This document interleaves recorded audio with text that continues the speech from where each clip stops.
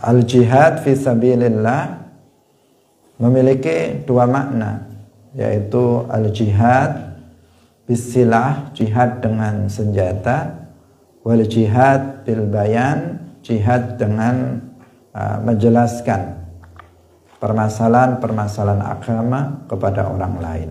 Nah, dalam hal ini yang dibahas di sini adalah poin yang pertama, yaitu al-jihad bisilah, jihad dengan senjata. Dalam bahasa lain yaitu perang. Nah, perang secara fisik. Bahwa al-jihad fi sabilillah, berperang secara fisik melawan orang kafir untuk menyebarkan agama Islam, untuk menghilangkan fitnah berupa syirik, itu adalah sesuatu yang diperintahkan di dalam agama. Salatullah, salamullah, alal hadi, Rasulillah. Assalamualaikum warahmatullahi wabarakatuh. Hadirin rahimakumullah.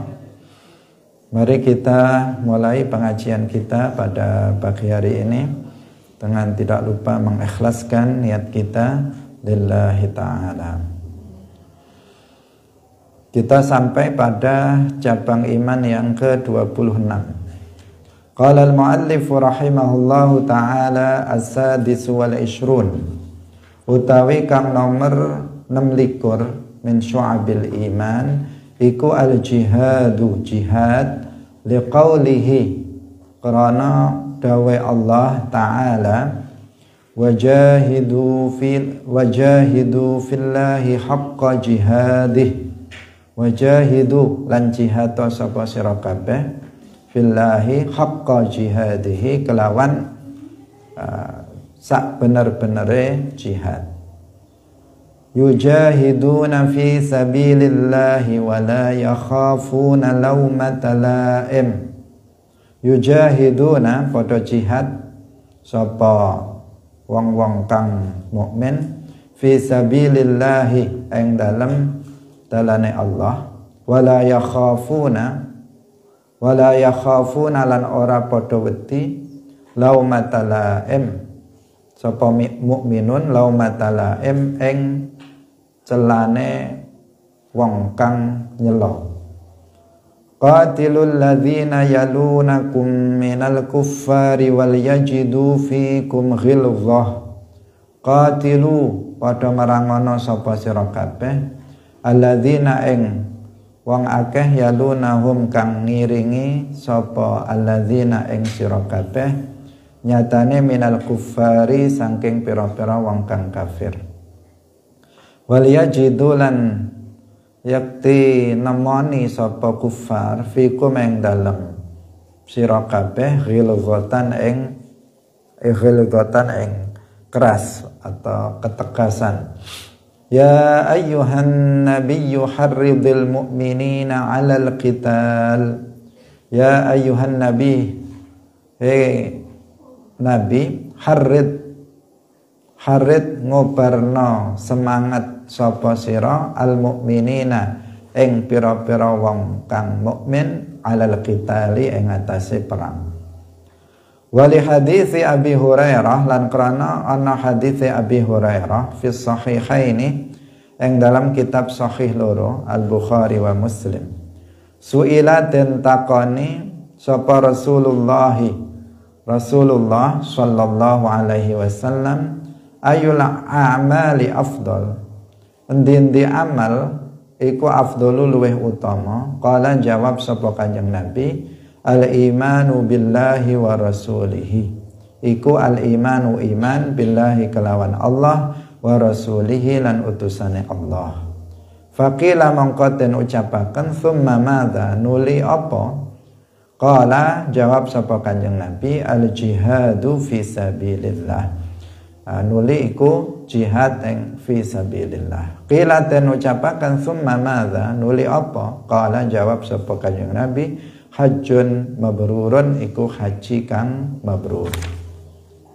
Wa hadithi Abdullah bin Abi Aufa lan krana ana hadise Abdullah bin Abi Aufa radhiyallahu anhu fi Sahih al-Bukhari ing dalam kitab Sahih al-Bukhari, la tatamannau aja ngarep-ngarep sapa sira kabeh liqa al-aduwi ing ketemu musuh, wasalu lan jalua sapa sira kabeh Allah ing Allah al-afiyata ing afiata ing kewarasan.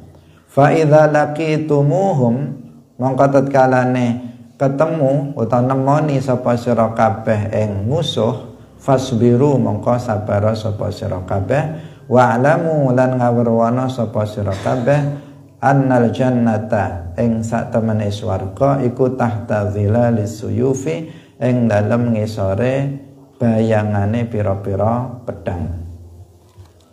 Hadirin hadirat kaum muslimin muslimat pemirsa Madu TV rahimakumullah. Pagi hari ini kita berbicara salah satu cabang keimanan adalah al-jihad fi sabilillah.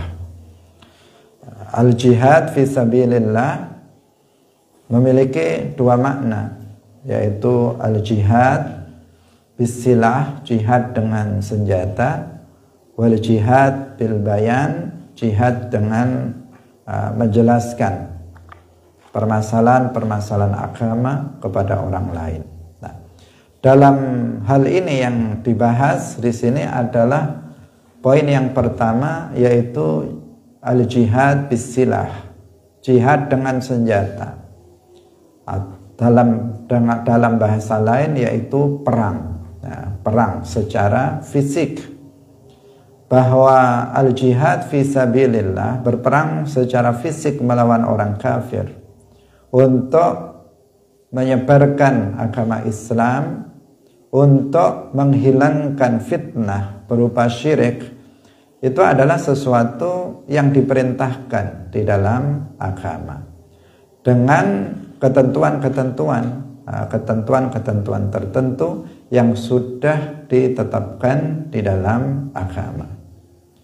Jadi ini yang perlu kita pahami, karena di saat munculnya atau banyaknya bermunculan kelompok-kelompok ekstrim, kelompok-kelompok radikal yang mereka mengatasnamakan jihad, mengatasnamakan jihad, mengatasnamakan perbuatan buruk yang mereka lakukan sebagai pengamalan terhadap perintah Allah Subhanahu wa taala. Mereka melakukan bom bunuh diri, mereka ngebom di mana-mana, bahkan mereka juga ngebom tempat-tempat umum, mereka ngebom tempat-tempat ibadah termasuk masjid. Kemudian mereka mengatasnamakan bahwa itu adalah jihad fisabilillah yang diperintahkan oleh agama. Nah, di saat yang seperti itu kemudian sebagian umat Islam berusaha untuk menghilangkan anggapan kurang baik tentang Islam sebagaimana diklaim oleh kelompok teroris, oleh kelompok radikal ini, dengan mengatakan bahwa di dalam Islam itu nggak ada perang itu. Nah, ini adalah sesuatu yang juga keliru. Yang satu keliru, yang satu juga keliru. Membantah perbuatan pemahaman yang ekstrim dengan perbuatan yang ekstrim juga. Itu namanya seperti itu. Sedangkan Ahlus Sunnah wal Jamaah itu dia tidak mengajarkan, Islam Ahlus Sunnah tidak mengajarkan ekstrim kanan, juga tidak mengajarkan ekstrim kiri. Ahlus Sunnah wal Jamaah itu ajarannya lurus, sesuai dengan Al-Quran, sesuai dengan hadis, sesuai dengan ijma' dari para ulama. Ini adalah ajaran Islam Ahlus Sunnah wal Jamaah. Tidak ekstrim, ekstrim itu artinya tidak menyeleweng atau tidak menyimpang ke kiri, juga tidak menyimpang ke kanan, tetapi lurus sesuai dengan Al-Quran, hadis, ijma', dan juga yang dijelaskan dengan qiyas oleh para ulama. Itu Ahlus Sunnah wal Jamaah, ajaran Islam yang benar. Dalam masalah jihad ini, tadi kita kemukakan ada kelompok yang ekstrim kanan. Ekstrim kanan itu mereka dengan atas nama jihad, mereka melakukan pembunuhan. Dengan atas nama jihad, mereka melakukan perusakan. Mereka mengadakan pengeboman, aksi-aksi terorisme. Yang tentu saja ini adalah perbuatan yang tidak benar, dan apa yang mereka lakukan sama sekali bukan jihad yang benar, yang telah dijelaskan oleh para ulama berdasarkan Al-Quran dan hadis. Nah, kemudian muncul orang-orang yang membantah mereka, tetapi kemudian mereka sendiri juga menjadi ekstrim, menyimpang, tetapi menyimpangnya ke kiri dengan mengatakan bahwa di dalam Islam jihad dengan makna perang secara fisik melawan orang kafir itu enggak ada. Padahal di dalam Al-Quran perintah jihad itu ada. Jihad secara fisik dengan pengertian perang itu juga ada. Sejarah juga membuktikan adanya perang secara fisik pada masa Nabi, pada masa sahabat, dan seterusnya. Yang ini ekstrim, yang ini ekstrim. Dan Ahlus Sunnah wal Jamaah itu adalah mu'tadil, moderat, tidak ekstrim kanan dan juga tidak ekstrim kiri. Hadirin yang dirahmati oleh Allah Subhanahu wa taala. Maka di sini kita ingin menjelaskan terkait dengan masalah jihad ini agar dipahami dengan yang sebenar-benarnya. Bahwa Islam itu adalah rahmat bagi alam semesta. Ini yang harus difahami terlebih dahulu. Islam itu adalah rahmat bagi alam semesta, rahmat bagi manusia, rahmat bagi seluruh manusia, bagi mereka yang mau memeluknya. Maka Islam menjadi rahmat bagi mereka. Kenapa? Karena setiap orang yang masuk ke dalam agama Islam kemudian mati dalam keadaan sebagai seorang muslim, maka dia tidak akan abadi di dalam neraka. Dia akan masuk ke dalam surga. Maka inilah rahmat yang sesungguhnya, yaitu Islam. Rasulullah Shallallahu Alaihi Wasallam datang membawa Islam, maka beliau adalah rahmat bagi alam semesta. Wa ma arsalnaka illa rahmatan lil alamin. Dan tidaklah aku, yaitu Allah, mengutus kamu wahai Muhammad kecuali sebagai rahmat bagi alam semesta. Dan rahmat yang terbesar yang dibawa oleh Rasulullah Shallallahu Alaihi Wasallam adalah rahmat berupa Islam. Karena Islam adalah kunci keselamatan, kunci kebahagiaan, as-sa'adah al-abadiyah, kebahagiaan yang abadi nanti di akhirat. Maka itulah rahmat yang sesungguhnya. Lebih dari rahmat rizki, rahmat kesehatan, rahmat kewarasan, rahmat yang lainnya yang jumlahnya sangat banyak. Islam adalah rahmat yang hakiki, rahmat yang sebenarnya, rahmat yang nanti menjadi penyebab keselamatan dan kebahagiaan yang abadi bagi manusia. Ini poin satu yang harus kita pahami, bahwa Islam itu adalah rahmat bagi umat manusia. Karena Islam itu adalah rahmat bagi manusia, dengan Islam manusia akan selamat, maka Islam harus disebarkan. Islam kita diwajibkan untuk mengajak orang yang belum memeluk agama Islam untuk memeluk Islam agar mereka mendapatkan rahmat. Bisa dipahami?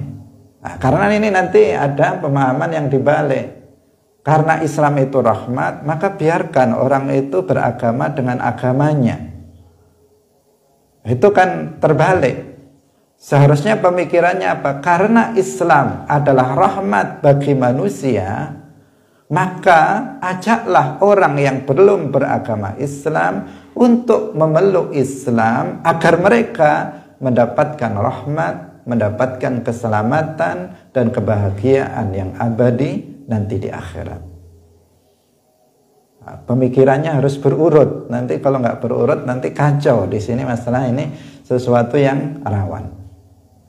Nah, jadi karena Islam adalah rahmat, maka ajaklah orang yang belum beragama Islam untuk memeluk Islam agar mereka mendapatkan rahmat Allah Subhanahu wa taala. Maka Rasulullah Shallallahu alaihi wasallam sejak beliau diutus menjadi seorang nabi, seorang rasul, maka beliau berdakwah. Mereka mengajak umat manusia untuk memeluk agama Islam dan juga mengamalkan ajaran Islam agar mereka itu mendapatkan rahmat dan keselamatan nanti di akhirat. Ketika Rasulullah Shallallahu alaihi wasallam berada di Makkah, beliau berdakwah di Makkah selama kurang lebih 13 tahun. Beliau berdakwah tanpa ada perang. Beliau berdakwah tanpa ada perang. Dakwah yang beliau lakukan adalah dengan cara damai. Meskipun Rasulullah Shallallahu alaihi wasallam disakiti oleh orang-orang musyrik, oleh orang-orang kafir, di sana sini diludahi, dilempari, diancam akan dibunuh, dicaci, dimaki dan seterusnya. Tetapi perintah Allah ketika itu adalah maafkan. Dimaafkan orang-orang kafir atas perbuatan buruk yang mereka lakukan kepada Rasulullah dan juga kepada para sahabat. Para sahabat Rasulullah Shallallahu alaihi wasallam banyak yang dibunuh. Apalagi mereka yang dari kalangan para budak. Ada yang dibunuh, ada yang disiksa sampai mati, ada yang kemudian tersakiti. Sangat banyak sekali. Tetapi ketika itu yang berlaku adalah maafkan. Nggak ada perang ketika Rasulullah Shallallahu alaihi wasallam itu berdakwah di Makkah. Tetapi beliau mengajak orang-orang yang masih musyrik, orang-orang yang masih kafir, mengajak mereka untuk masuk ke dalam Islam karena Islam adalah rahmat bagi umat manusia. Sehingga sedikit pun di Makkah nggak ada peperangan. Kita nggak pernah menemukan ada sejarah menjelaskan ada peperangan. Bahkan yang ada justru Rasulullah Shallallahu alaihi wasallam itu memerintahkan kepada sebagian sahabat untuk berhijrah ke Habasyah. Sampai 2 kali Rasulullah memerintahkan sebagian sahabat untuk hijrah ke sana. Artinya menghindari adanya peperangan, dan memang beliau tidak melakukan peperangan itu karena nggak ada perintah dari Allah untuk berperang.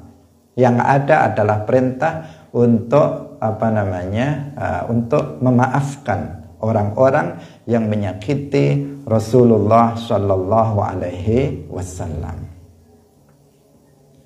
Setelah 13 tahun Rasulullah Shallallahu alaihi wasallam berdakwah mengajak orang untuk masuk ke dalam agama Islam agar mereka mendapatkan rahmat Islam.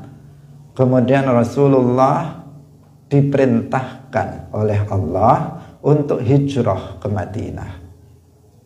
Rasulullah bersabda, umirtu biqaryatin ta'kulul qura. Aku diperintahkan untuk hijrah ke suatu kampung yang dari kampung itu Islam akan menyebar luas ke daerah-daerah yang lain. Wahiyya Thaibah, kampung itu namanya adalah Thaibah atau Yasrib, yang kemudian sekarang dikenal dengan Al-Madinatul Munawwarah. Maka Rasulullah kemudian hijrah. Setelah Rasulullah Shallallahu Alaihi Wasallam hijrah, tahun pertama nggak ada perintah untuk hijrah, untuk berperang. Beliau masih berdakwah secara damai. Baru kemudian setelah atau pada tahun yang kedua hijriyah, setelah hijrahnya Rasulullah Shallallahu Alaihi Wasallam, tahun yang kedua ada izin untuk berperang. Ada izin untuk berperang. Sehingga kalau kita melihat ayat-ayat tentang perang, maka jumlahnya sangat banyak. Dan yang pertama kali turun adalah izin untuk berperang. Untuk berperang melawan mereka, orang-orang kafir yang memerangi umat Islam. Ini yang biasa disebut dengan perang defensif. Perang defensif. Perang defensif adalah perang dalam rangka untuk mempertahankan diri. Allah Subhanahu wa taala di dalam Al-Qur'an berfirman, "Udzina lilladzina yuqataluna bi annahum zulimu wa innallaha ala nasrihim laqadir." Udzina, diberikan izin untuk orang-orang yang diperangi, bahwasanya mereka itu dizalimi, untuk memerangi mereka. Jadi diperbolehkan memerangi orang-orang kafir yang memerangi umat Islam. Maka kemudian terjadilah beberapa peperangan seperti perang Badar. Kemudian terjadi perang Uhud. Itu urutannya. Jadi perang defensif. Setelah itu kemudian ada perintah perang lagi, yang ini perang yang ofensif. Ofensif itu perang yang aktif. Jadi tidak dalam rangka karena diperangi, tetapi juga yang paling pokok adalah dalam rangka menyebarkan rahmat Islam itu. Yaitu firman Allah, misalnya banyak sebenarnya ayatnya, diantaranya firman Allah, waqtuluhum haitsu tsaqiftumuhum wa akhrijuhum min haitsu akhrajukum. Perangilah mereka dimanapun mereka kamu temui. Atau sebelum ini, sebelum yang ayat ini, ada ayat yang disebutkan dalam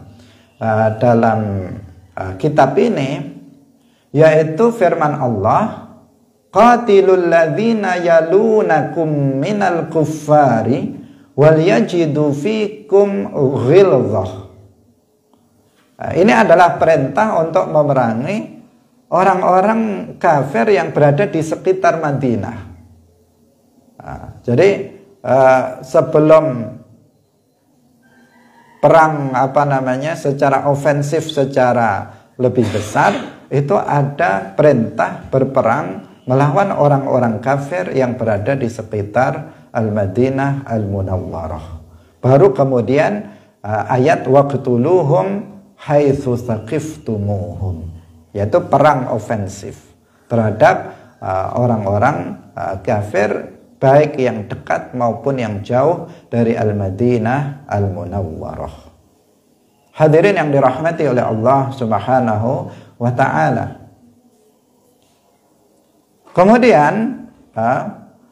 Kemudian juga Rasulullah Shallallahu Alaihi Wasallam itu juga pernah melakukan sebuah peperangan yang orang kafir itu tidak siap untuk perang. Mereka belum siap untuk berperang. Rasulullah Shallallahu Alaihi Wasallam bersama para sahabatnya tiba-tiba menyerang sebuah kaum, yaitu yang disebut dengan Banil Mustalik. Ketika mereka sedang lalai tidak siap untuk berperang, tiba-tiba pasukan Islam datang menyerang mereka. Nah, hadis ini disebutkan di dalam Sahih Al-Bukhari, bahwa innan nabiyya aghara ala banil mustalik wa hum gharun wa an'amuhum tusqa 'alal ma. Jadi mereka masih melakukan aktivitas keseharian, tiba-tiba diserang oleh kaum muslimin, tentara, umat Islam, Rasulullah dan para sahabatnya. Ini menunjukkan apa? Menunjukkan bahwa perang di dalam Islam itu juga pernah terjadi yang seperti ini. Tidak kemudian semata-mata harus kemudian ada persiapan terlebih dahulu di antara kedua belah pihak. Hadirin yang dirahmati oleh Allah Subhanahu wa taala. Nah, perang di dalam Islam itu tujuannya seperti yang kita telah giring dari awal, tujuannya adalah untuk menghilangkan kesyirikan dan untuk menyebarkan rahmah, yaitu yang berupa Islam. Karena dalam penyebaran Islam yang dia adalah menjadi kunci keselamatan dan kebahagiaan yang abadi bagi umat manusia, itu terkadang dan sering dihalang-halangi oleh para penguasa. Dihalang-halangi oleh para penguasa. Jadi ketika Islam mau didakwahkan kepada masyarakat tertentu agar mereka masuk ke dalam agama Islam dan mendapatkan keselamatan akhirat di akhirat nanti, tetapi penguasanya menghalanginya, rajanya menghalanginya, pemimpinnya menghalanginya, nggak boleh mendakwahkan Islam kepada rakyat mereka, yang padahal Islam harus disampaikan kepada mereka agar mereka mendapatkan keselamatan. Maka di sini kemudian terjadilah peperangan. Peperangan itu bukan seperti yang dilakukan pada masa sekarang, tetapi peperangan dalam Islam itu ada aturan. Ada aturan-aturan yang kita kalau berbicara tentang aturan tentu akan sangat panjang. Dalam kitab-kitab fikih disebutkan di sana babul jihad, bab tentang jihad atau kitabul jihad, yang dijelaskan secara rinci tentang ketentuan-ketentuan dalam berperang. Kalau sekarang perang yang dilakukan oleh orang-orang kafir non-muslim, negara-negara barat misalnya, maka perang yang tidak beraturan, meskipun mereka mengklaim ada aturan, tetapi nyatanya dalam prakteknya itu perang yang sadis, yaitu perang yang bukan hanya tentara yang menjadi korban, tetapi masyarakat jelata ikut menjadi korban.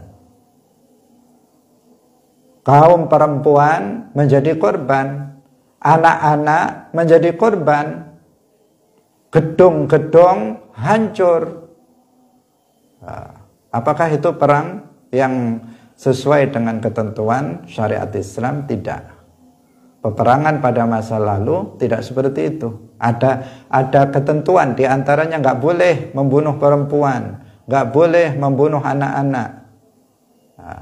Karena peperangan itu pada masa lalu kebanyakan peperangan itu adalah dilakukan penguasa dengan penguasa, tentara dengan tentara di suatu tempat tertentu bertemu, kemudian berperang, yang kalah maka kemudian di bawah kekuasaannya.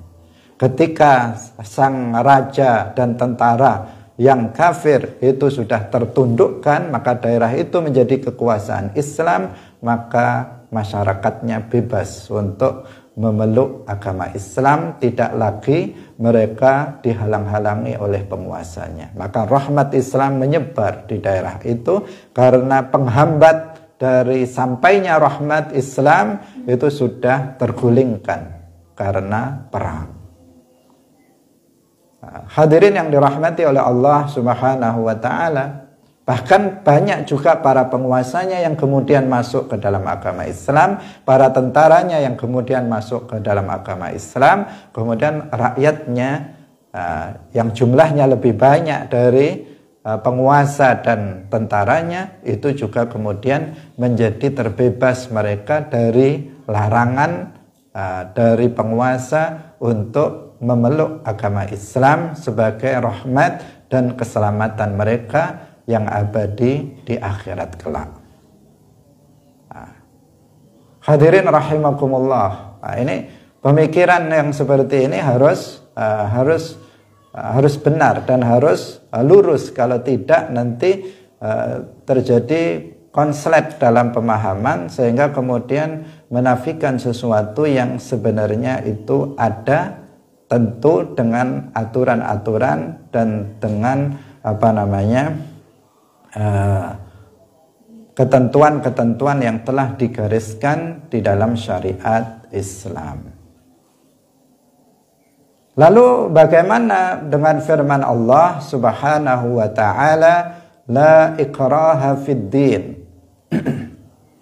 Sebagian orang berdasarkan ayat la ikraha fid din yang dimaknai, diterjemahkan oleh mereka dengan tidak ada paksaan di dalam agama, itu untuk mengatakan bahwa perang itu nggak ada.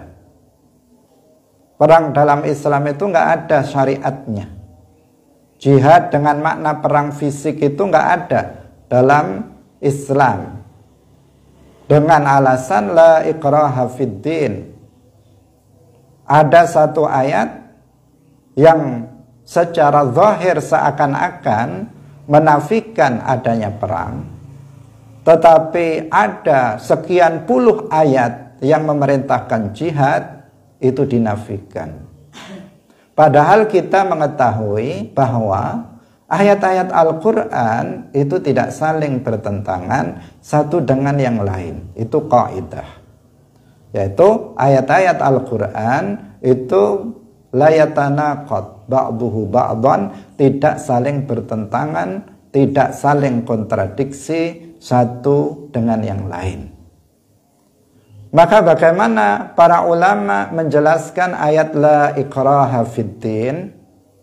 Ada 3 penafsiran dari para ulama, ada 3 penafsiran. Jangan dipahami terjemahannya, tetapi lihat penafsiran dari para ulama, mufassir, para mujtahid yang memahami ayat itu dengan benar.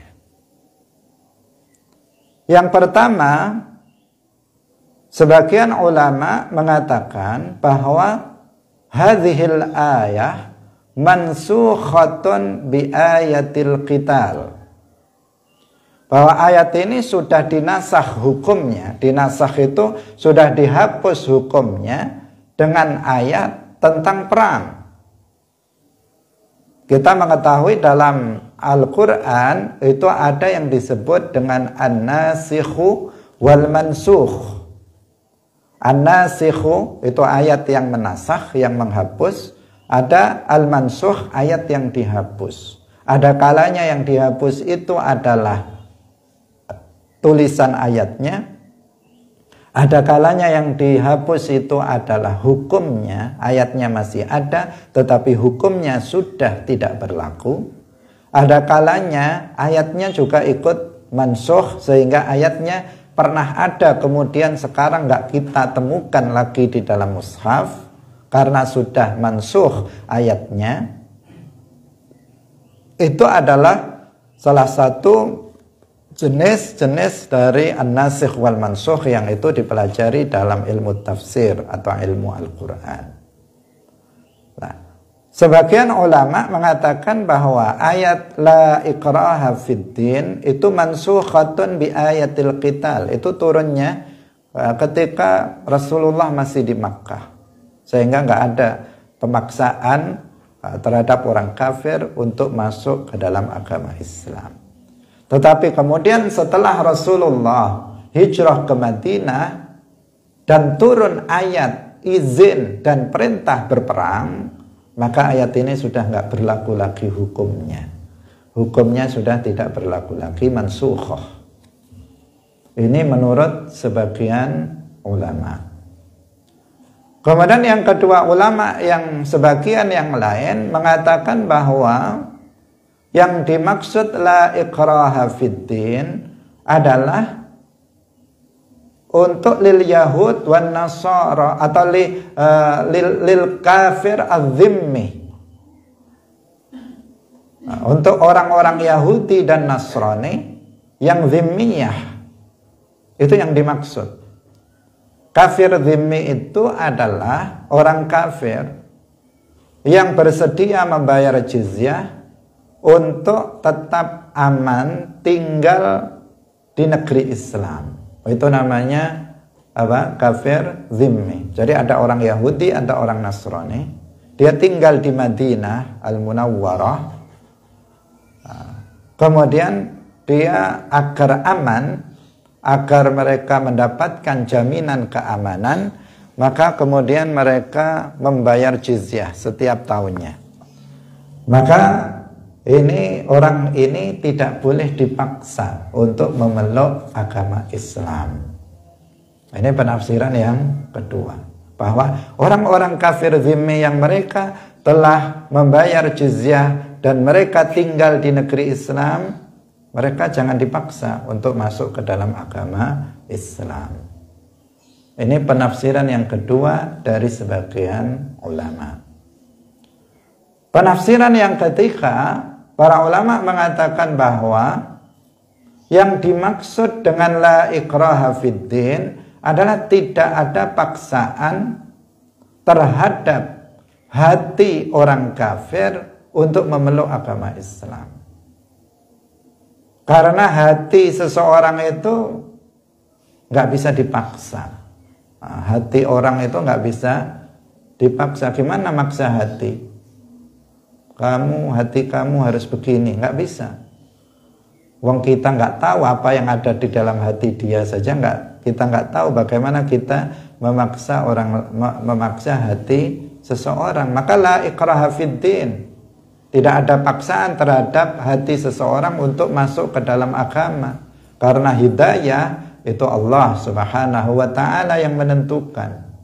Yang bisa dilakukan oleh umat Islam adalah memaksa fisiknya. Fisiknya yang dipaksa, tetapi hatinya maka Allah Subhanahu wa ta'ala yang menentukannya. Ada sebagian orang-orang kafir ketika diperangi, kemudian Allah memberikan hidayah di dalam hatinya sehingga kemudian dia masuk ke dalam agama Islam. Tetapi ada orang-orang yang kafir yang diperangi oleh umat Islam, sudah mau mati dia, sudah berada di ujung pedang, dia mau dibunuh, tetapi Allah tidak memberikan hidayah kepadanya sehingga dia tetap dalam kekufurannya. Ada yang seperti itu, karena yang dipaksa di sini yang bisa dilakukan adalah fisiknya, sementara hatinya itu tidak bisa untuk dipaksa. Itu yang dimaksud dengan la ikraha fiddin menurut sebagian ulama. Jadi hanya ada 3 penafsiran ini. Dan tidak ada satupun dari para ulama Ahlus Sunnah wal Jamaah yang menafsirkan ayat la ikraha fiddin dengan kebebasan memeluk agama. Enggak ada. Nggak ada yang memaknai bahwa setiap orang itu bebas sebebas-bebasnya untuk memilih agama.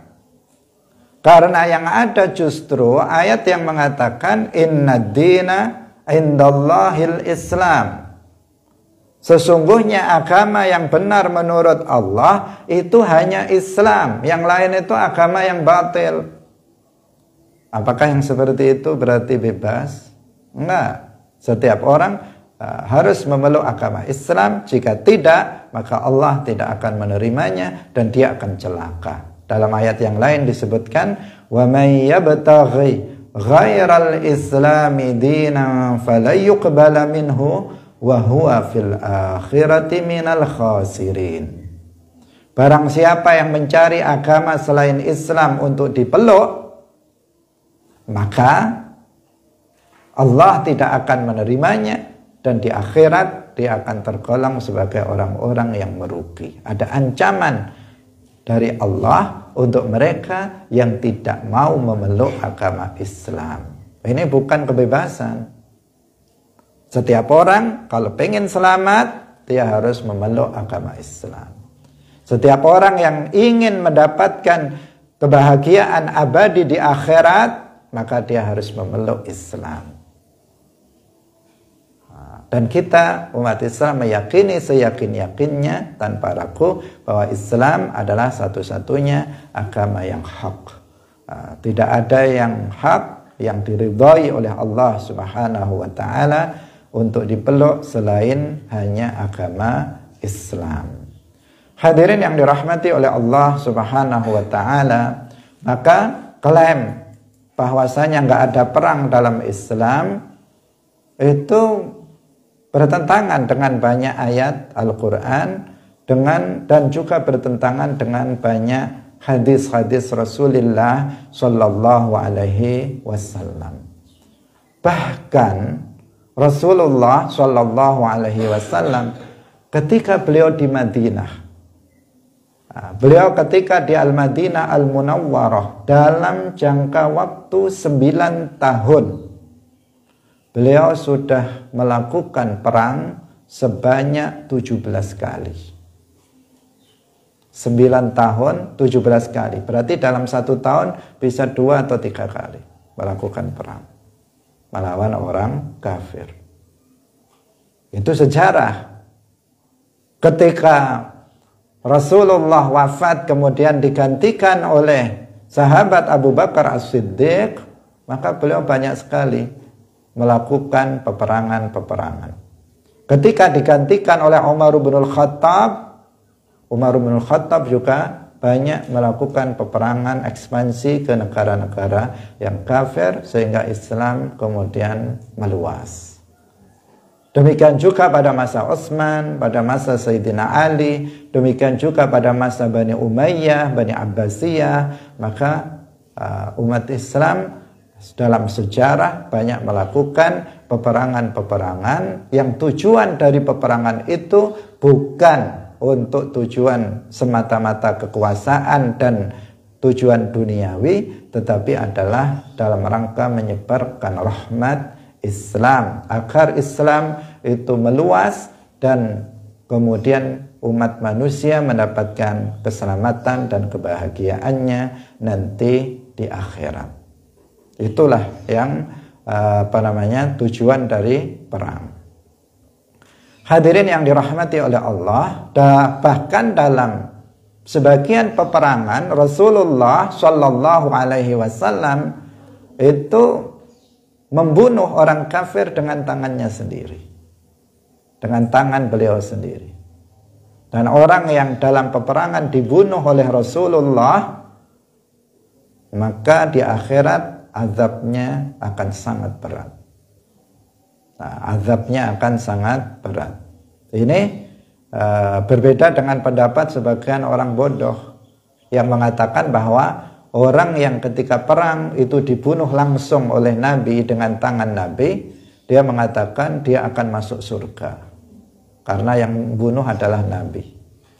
Ini adalah pendapat yang keliru. Justru sebaliknya, orang yang dibunuh langsung oleh Nabi dalam perang, maka dia di akhirat azabnya itu akan sangat berat, lebih berat dari yang lainnya. Karena yang membunuhnya adalah Nabiyyun minal anbiya. Hadirin yang dirahmati oleh Allah Subhanahu wa taala. Tetapi pada masa sekarang ini jihad bisilah, jihad dengan senjata itu tidak memungkinkan untuk dilakukan oleh umat Islam. Bukan berarti tidak ada, tetapi tidak memungkinkan untuk dilakukan oleh umat Islam. Yang pertama karena memang nggak ada mekanisme untuk bisa berperang. Nggak ada pemerintah Islam yang mengajak kita berperang. Maka ya nggak ada perang itu. Perang melawan orang kafir dalam rangka untuk menyebarkan agama. Itu nggak ada. Kemudian yang kedua, memang kondisi umat Islam itu dalam keadaan lemah. Nah, sudah nggak ada pemerintahan Islam yang kemudian menyeru umat Islam untuk berperang dalam rangka untuk menghilangkan kesyirikan. Selain itu umat Islam juga dalam kondisi lemah. Lemah segala-galanya. Lemah dalam sisi secara fisik lemah, persenjataan lemah, himmah semangat juangnya juga lemah. Itu pada masa sekarang. Kalau sekarang misalnya ada seruan untuk jihad berperang, seandainya ada, pasti banyak yang beralasan. Yang tua dia mengatakan saya sudah tua, yang muda-muda aja yang perang. Yang muda dia bilang kasihan nanti istri saya kalau saya mati, nanti jadi janda, kasihan gak ada yang menghidupinya. Yang belum nikah apalagi gimana kalau saya perang nanti mati, saya belum nikah ya. Semuanya punya alasan sendiri-sendiri untuk tidak mau maju berperang. Kenapa? Karena lemahnya himmah dalam perjuangan pada masa sekarang.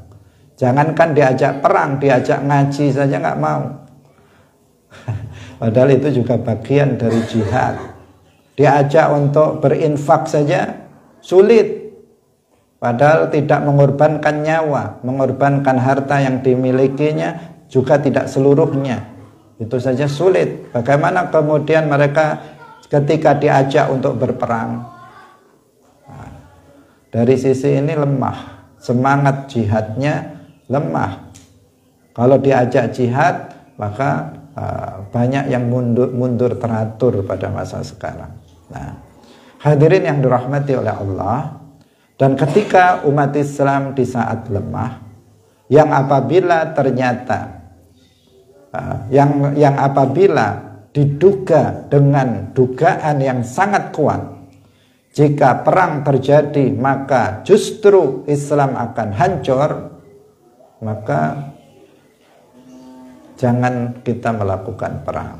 Nah, seperti sekarang, seperti pada masa sekarang, kalau itu dilakukan, memet kita, hancur lebur kita. Kalau misalnya melawan Amerika, melawan Eropa, senjatanya udah nggak ada atau sangat lemah, kemudian semangatnya lemah pula, ya, itu namanya apa? Namanya merusak diri sendiri. Dalam Al-Quran disebutkan wala tulqu bi aidikum ila tahlukah. Nah, janganlah kalian itu melemparkan diri kalian kepada kerusakan. Maka itu tidak dilakukan, itu tidak kita lakukan. Apa yang dilakukan oleh kaum teroris itu adalah merusak, pertama merusak citra Islam karena mereka mengorbankan jihad atas nama Islam, tetapi itu melenceng dari ketentuan ajaran Islam. Kemudian yang mereka lakukan itu merugikan umat Islam, karena pergerakan umat Islam untuk bangkit itu selalu diwaspadai oleh orang-orang kafir. Kenapa? Karena ada orang-orang yang teriak-teriak kayak begitu. Orang-orang yang teriak-teriak dan melakukan aksi-aksi teror. Pertama, merusak citra Islam. Yang kedua, itu akan menjadikan orang-orang kafir berusaha untuk menghentikan setiap langkah untuk maju dari umat Islam. Di antaranya adalah dalam dakwah Islam. Karena kejayaan Islam itu adalah berawal dari ilmu agama. Itu yang dilakukan oleh Nabi. Ketika umat Islam sudah memahami ajaran-ajaran agamanya sesuai dengan pemahaman Rasulullah dan para sahabatnya, ahli sunnah wal jamaah, maka di saat itu umat Islam akan bangkit. Jika umat Islam bangkit, maka nggak ada kekuatan yang bisa melawannya. Karena Islam sudah terbukti berabad-abad lamanya menguasai dunia ini. Barat berapa abad menguasai dunia ini? Baru sekitar 2 atau 3 abad saja. Tetapi Islam sudah ratusan tahun berabad-abad lamanya menguasai dunia ini. Jika umat Islam kuat dengan sebab ilmu agama yang dipahaminya, maka ini akan menjadi kekuatan yang tidak bisa dilawan.